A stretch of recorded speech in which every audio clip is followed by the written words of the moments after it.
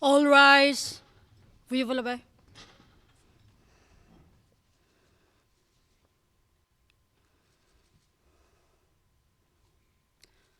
The International Criminal Court is now in session. L'audience de la Cour pénale internationale est ouverte.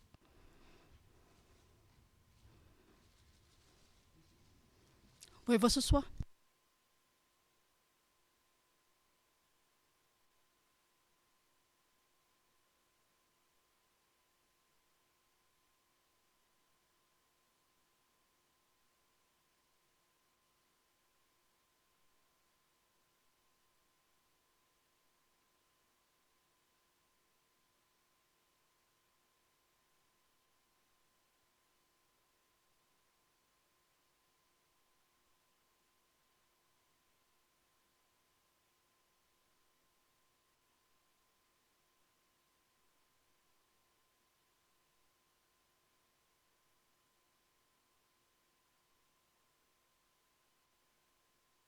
Thank you, Mr. President. The situation in the Central African Republic, in the case of the Prosecutor versus Jean-Pierre Bemba Gombo, Aimé Kilolo Musamba, Jean-Jacques Mangenda Kabongo, Fidèle Babala Wandu, and Narcisse Arido. Case reference, ICC 0105-0113. For the record, we are in open session.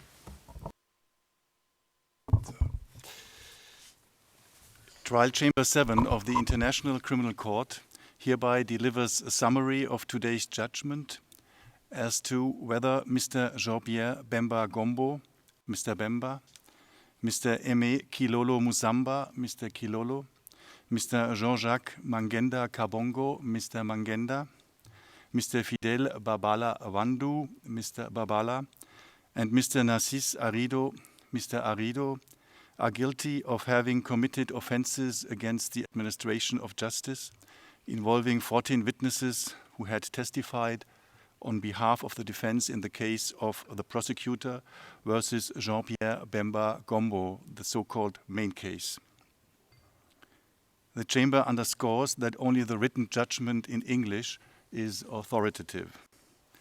May I first please ask the parties to introduce themselves. Madam Prosecutor.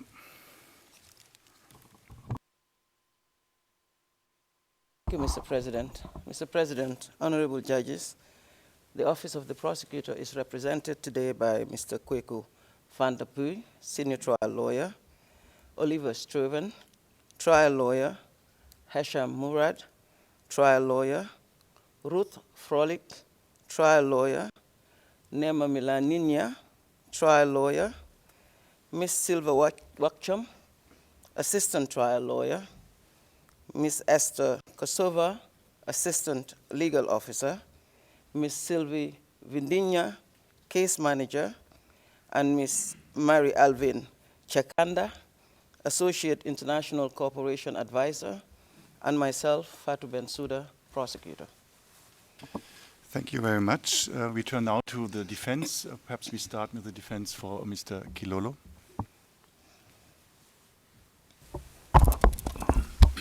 Bonjour Monsieur le Président, bonjour Messieurs les juges. Maître Aimé Kilolo Musamba est assisté par Mademoiselle Rosalie Mbenk, case manager, Mademoiselle Groga Louika, avocate au barreau de New York, case manager, Maître Stephen Pauls, avocat au barreau de Londres, conseil associé, et moi-même, Maître Paul Djunga, avocat au barreau de Paris, conseil principal. Thank you very much. The defense for Mr. Arido, please. May I please your honors? My name is Chief Charles Achaleke Taku. I'm counsel for Mr. Arido. I'm assisted today by Mr. Tassis Gatarama and Mr. Mike Rao, and my colleague Beth Lyons is not able to be here today, your honors. Thank you so much. Thank you very much. The defense for Mr. Mangenda. Good afternoon, Mr. President. Good afternoon, Your Honors. Christopher Gosnell and Nikki Sethi for Mr. Mangenda. Thank you. Thank you. The defense for Mr. Babala. Bonjour, Monsieur le Président. La défense de M. Babala se compose ce jour de deux gestionnaires de dossiers, Coralie Klipfel Maria Adriana Manolescu, d'un assistant juridique, M. Godefroy Bokolombe, et de 2 avocats, Maître Azama Chalet-Rodoma, avocat au barreau de Bruxelles, conseil associé, et moi-même, Jean-Pierre Kilenda Kakengi-Basila, avocat au barreau de Bruxelles, de Kinshasa-Gombe, conseil principal.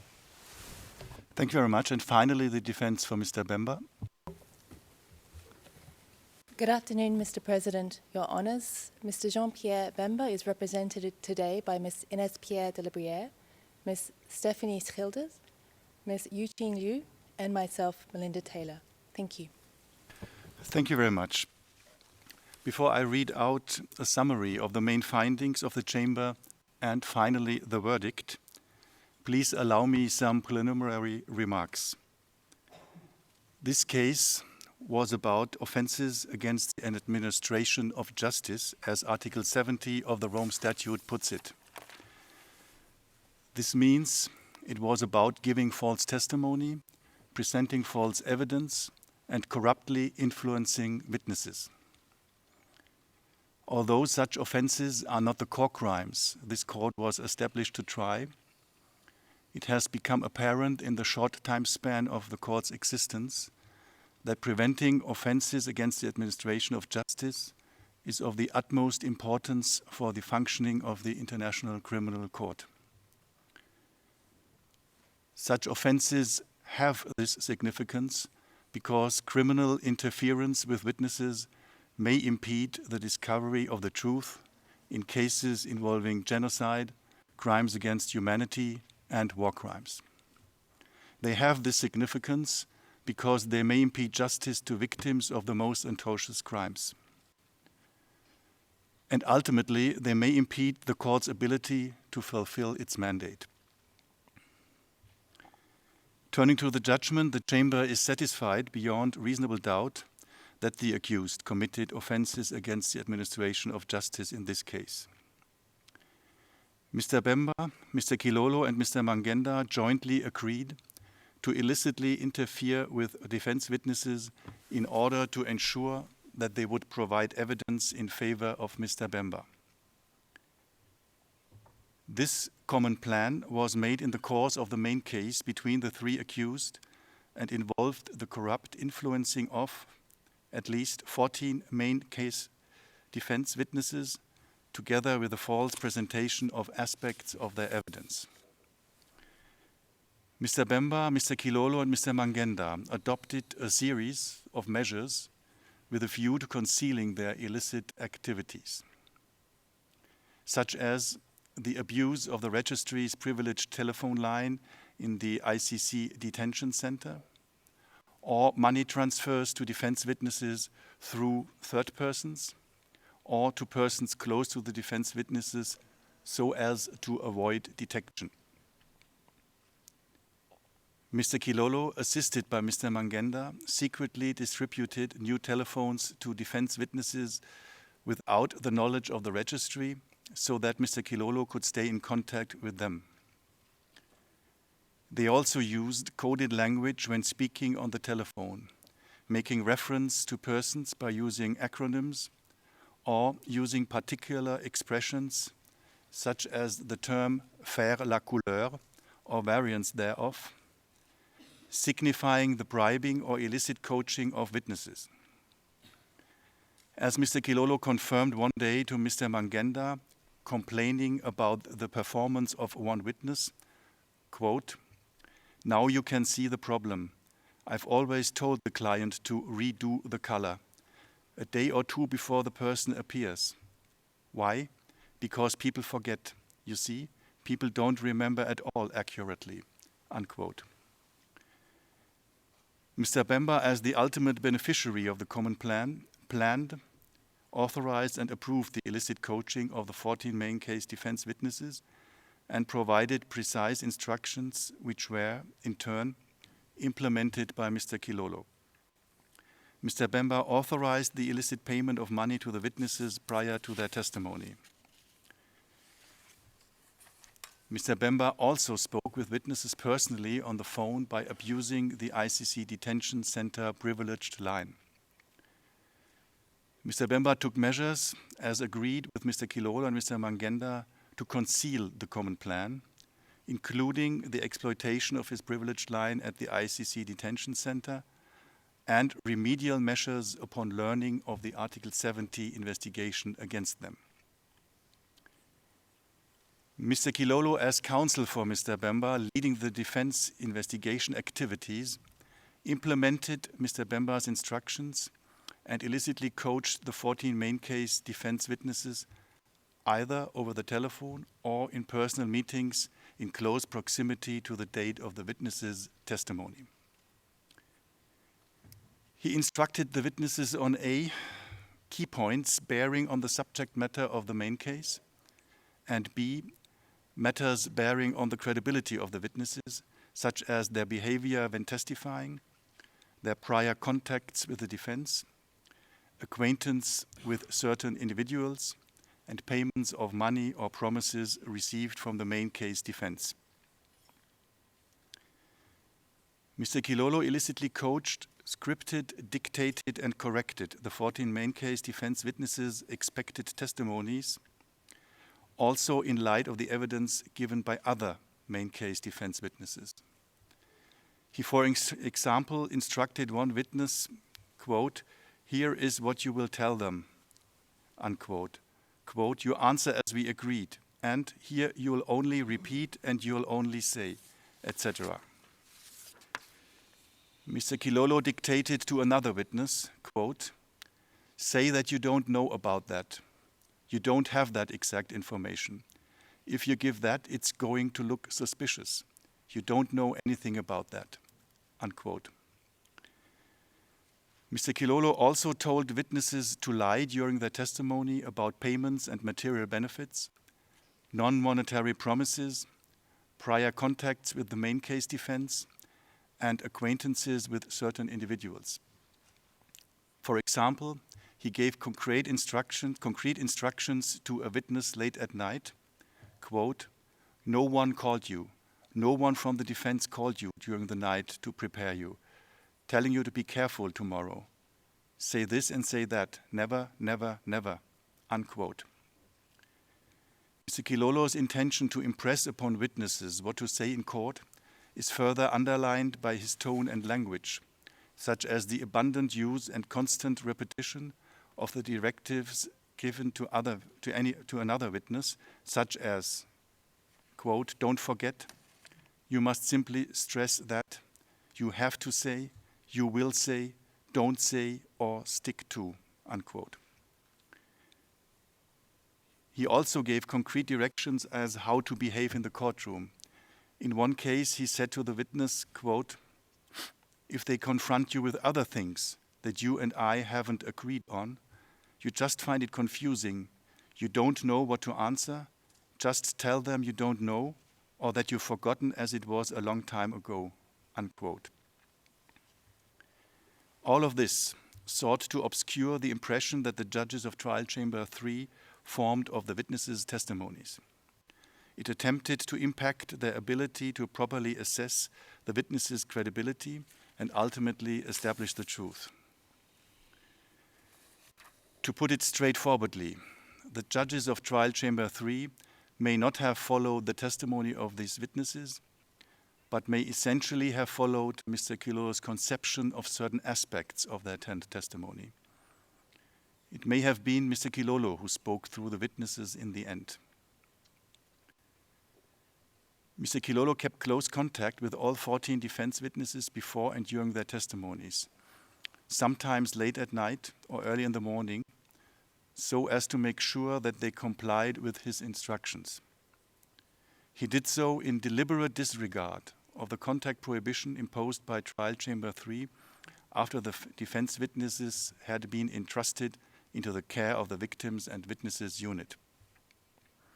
Mr. Kilolo rehearsed with the witnesses the prospective questions of the victims' legal representatives, which had been confidentially shared with the main case defense, and did so in the same order they would be put in court and provided the expected replies.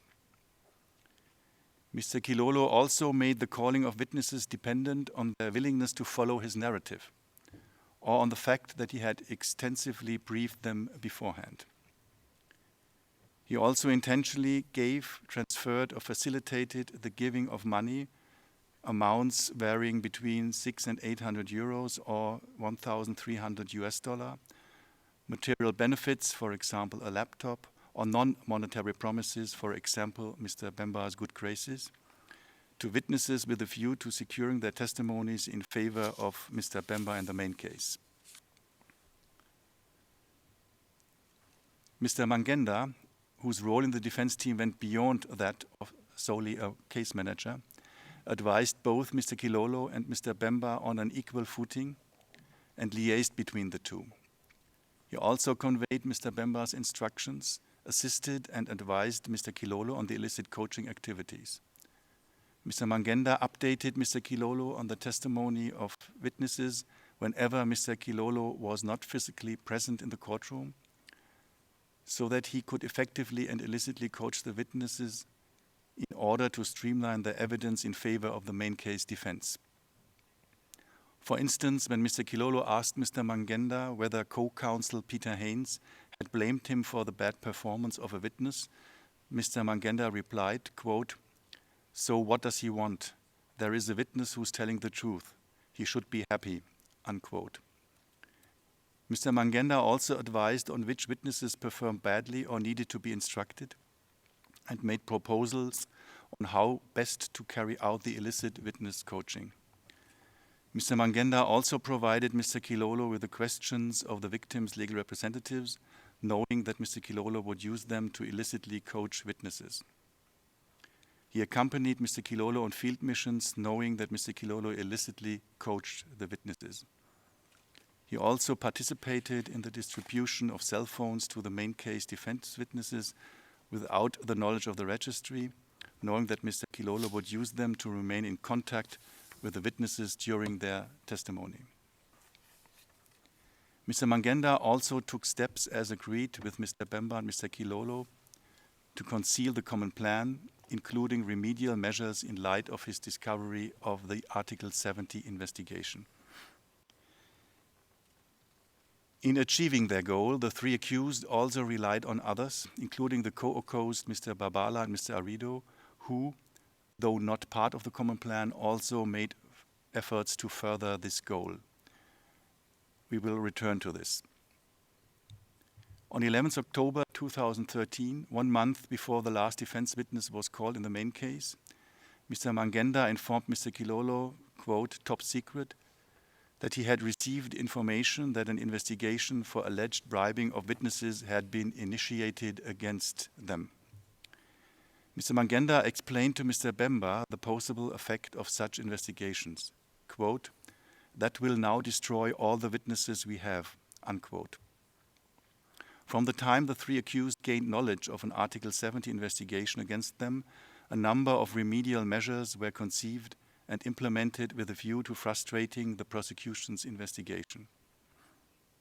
Mr. Bemba instructed Mr. Kilolo to contact all defense witnesses in order to ascertain whether any one of them had leaked information to the prosecution.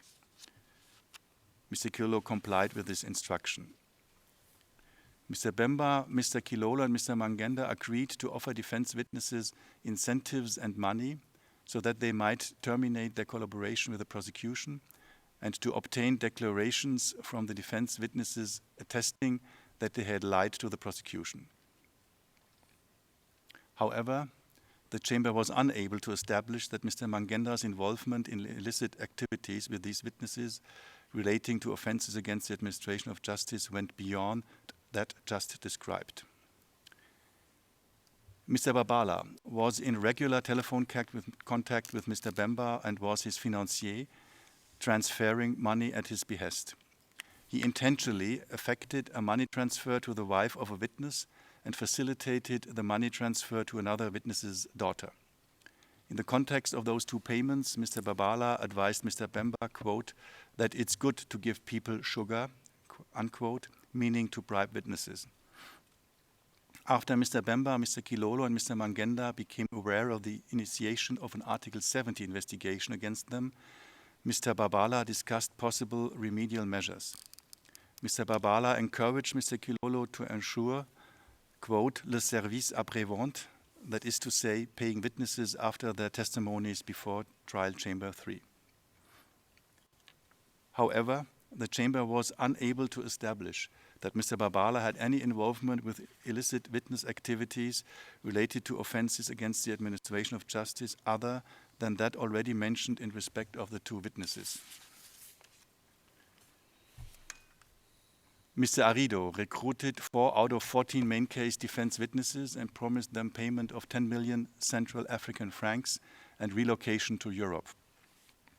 These promises were given by Mr. Arido as an inducement to procure the testimony of the 4 main case defense witnesses in favor of Mr. Bemba. Indeed, as the witness confirmed, the promised money was their, quote, motivation to testify in the main case. Mr. Arido acted as a go-between, as one witness has formulated it, and relayed the witnesses' concerns and demands for money and relocation to Mr. Kilolo. Prior to Mr. Kilolo interviewing the 4 witnesses, Mr. Arido briefed them or facilitated their briefing by others to present themselves as soldiers whilst believing that they did not have such background. He assigned the witnesses their alleged military ranks and handed out military insignia. He also provided details to the witnesses regarding their purported military background, experience, and training. However, the chamber was unable to establish that Mr. Arido had any further involvement in illicit activities with these witnesses related to offences against the administration of justice.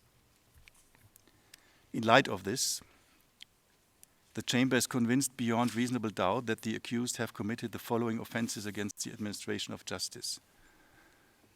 The accused, Mr. Bemba, Mr. Kilolo, and Mr. Mangenda, established a common plan to deceive trial chamber 3 in the main case. The evidence clearly shows that they worked together in close coordination to present false evidence to the chamber. The evidence shows that they systematically circumvented every measure implemented by the court to ensure the integrity of the proceedings, such as the handover of the personal telephones of witnesses to the Victims and Witnesses Unit, the Witness Familiarization Protocol, and the VWU cut-off dates for contacts between the witnesses and the calling party. They executed this plan by presenting 14 defense witnesses who were either bribed or made undue promises such as relocation, or were illicitly coached or told to give false evidence. Mr. Babala helped to put into effect the common plan by intentionally effecting or facilitating money transfers in relation to 2 witnesses. Mr. Arido recruited 4 out of 14 witnesses and promised them money and relocation as a reward for testifying in favor of Mr. Bemba. The chamber will now enter its verdict, directing each accused to stand up in turn. First, please, Mr. Bemba, rise.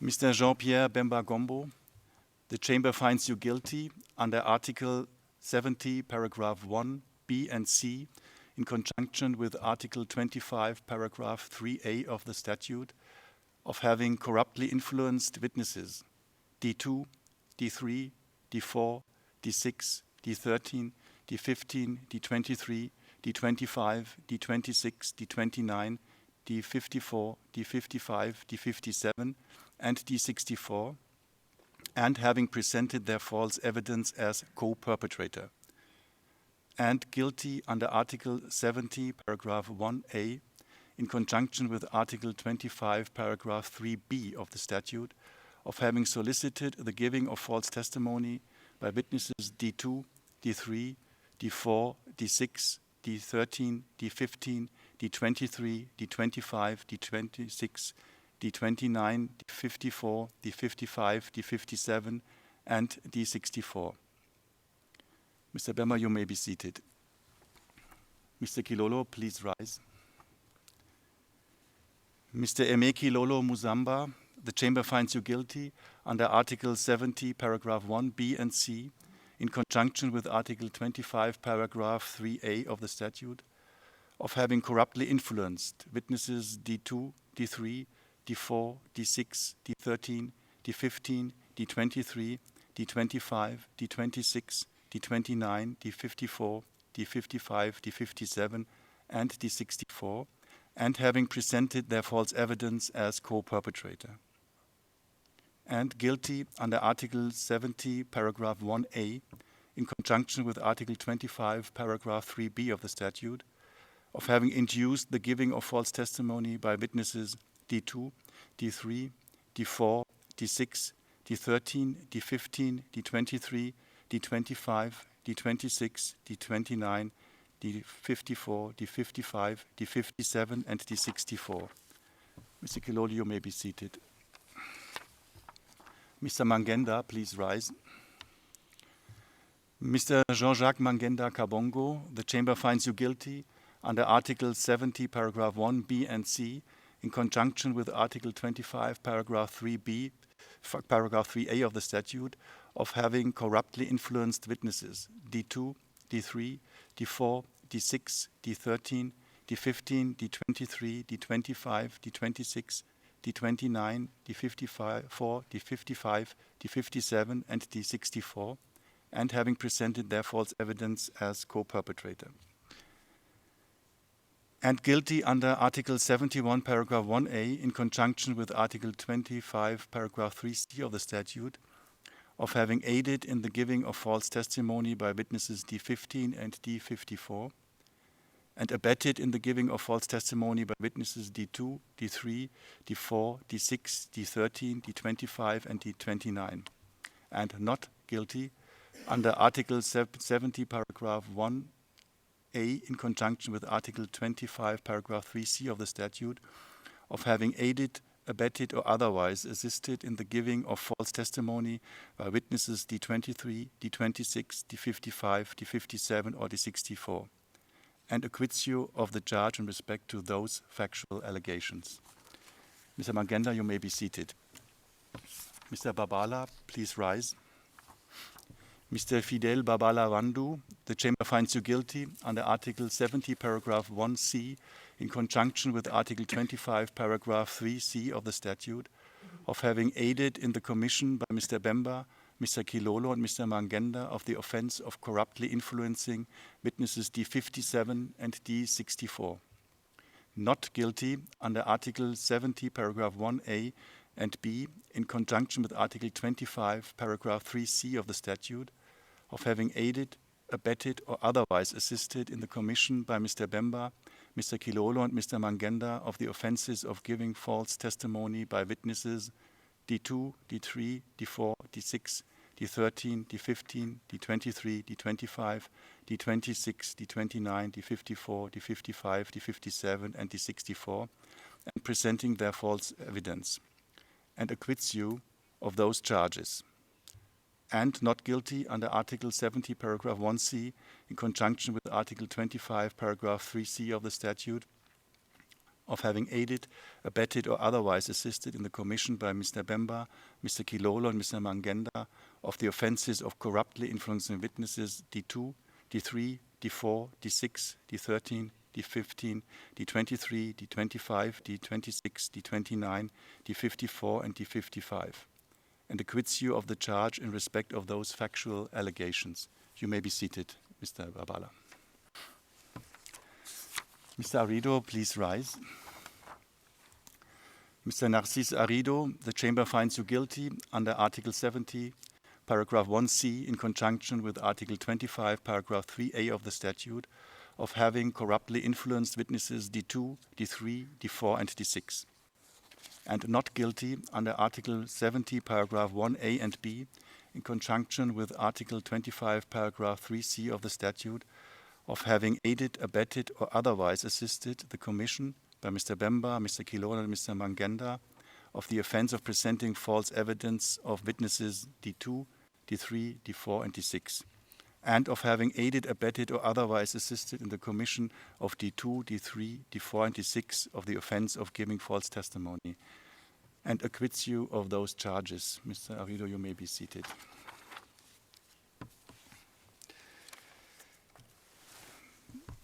Please allow me some closing remarks. This case was evidently not about judging the defense before the court in general. It was evidently not about criminalizing legitimate defense strategies. This case was also not about a gray area in law pertaining to defense behavior. And it was not about special difficulties that the defense in international criminal cases faces. Rather, it was about clear and downright criminal behavior of the 5 accused. Mr. Bemba in the position of accused before trial Chamber 3, Mr. Kilolo and Mr. Mangenda as members of his defense team. It was about criminal behavior that resulted in serious offenses against the administration of justice. It was about an abuse by a few members of a defense team as a party to the proceedings of their position. It was done in favor of and with the participation of their client and also with the help of others. No legal system in the world can accept the bribing of witnesses, the inducement of witnesses to lie, or the illicit coaching of witnesses, nor can the International Criminal Court. Today's judgment sends the clear message that the court is not willing to allow its proceedings to be hampered or destroyed. It sends the message that those who try to distort and interfere with the administration of justice of this court do not go unpunished. Mr. Prosecutor, we were given to understand, Mr. Van der Poel, exactly following your communication from this week, that you may have an application to make. Just a yes or no answer for the moment, please. Yes, Mr. President. Yeah. In view of this answer, the Chamber will take a short break and then reconvene to hear submissions on this new request. Please stay in the courtroom or close by so that we can reconvene quickly. All rise. We will wait.